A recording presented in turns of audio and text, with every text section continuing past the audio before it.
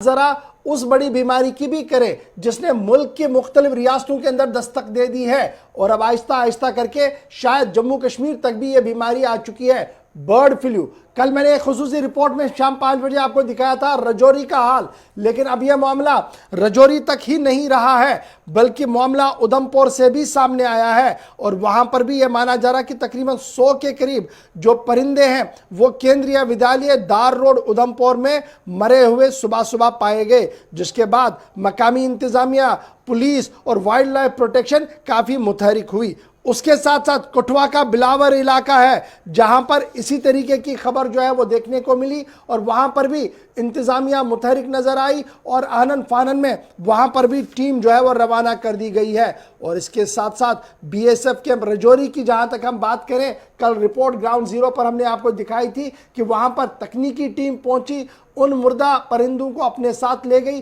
साथ साथ वहां पर फ्यूमिगेशन भी करवाया गया और कहा गया कि चंद दिन का आप इंतजार कीजिए क्योंकि चंद दिन के इंतजार के अंदर अंदर रिपोर्ट आएगी, उसके बाद हतमी ऐलान होगा कि बर्ड फ्लू है या कोई और परेशानी है। लेकिन जिस तरीके से जम्मू के मुख्तलिफ इलाकों के अंदर परिंदों के मारे जाने की खबर सामने आ रही है, उसके बाद लगभग 70 से 80% इस बात की तस्दीक हो रही है कि शायद जम्मू कश्मीर के अंदर भी बर्ड फ्लू ने दस्तक दे दी है और यही वजह है कि जगह जगह पर इस तरीके से जानवरों के मुर्दा होने की इतलात जो है, परिंदों के मुर्दा होने की इतलात जो है वो मौसूल हो रही है। और इंतजामिया ने भी बड़ा फैसला ले लिया है। फिलहाल इंतजामिया ने सूरत हाल को देखते हुए जम्मू कश्मीर के अंदर पोल्ट्री पर बैन कर दिया है, कोई भी पोल्ट्री इंपोर्ट नहीं हो सकती है। बर्ड फ्लू के लिए एहतियाती तदाबीर किए गए हैं। 14 जनवरी तक पोल्ट्री की दरामद पर पाबंदी, यानी बैरूनी रियासत लखनपुर से यहां किसी भी तरीके की पोल्ट्री नहीं आएगी और 14 जनवरी तक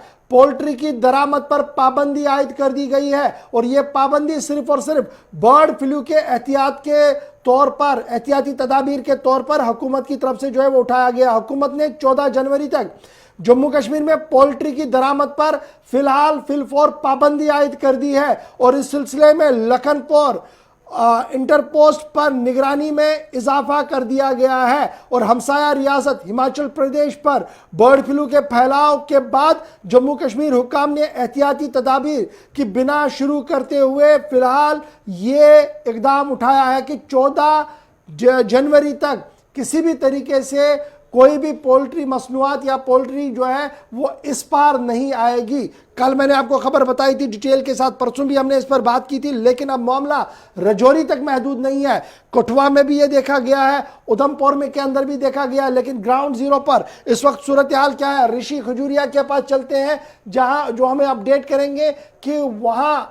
चेक पोस्ट पर किस तरीके से निगरानी बनाई जा रही है और श्रीनगर के अंदर इंतजामात किस तरीके से किए जा रहे हैं। सईद फारूकी भी थोड़ी देर में ज्वाइन करेंगे। पहले ऋषि खजूरिया अपडेट कीजिएगा, बर्ड फ्लू को लेकर एहतियात जो है वो बरतने की बात सामने आ रही है। 14 तारीख पर पोल्ट्री की दरामद यानी इंपोर्ट करने पर फिलहाल बैन है, लेकिन सिचुएशन ग्राउंड जीरो पर क्या है, क्योंकि कल जगह जगह से खबरें आ रही थी कि परिंदे जो है वो मुर्दा पाए गए हैं। ऋषि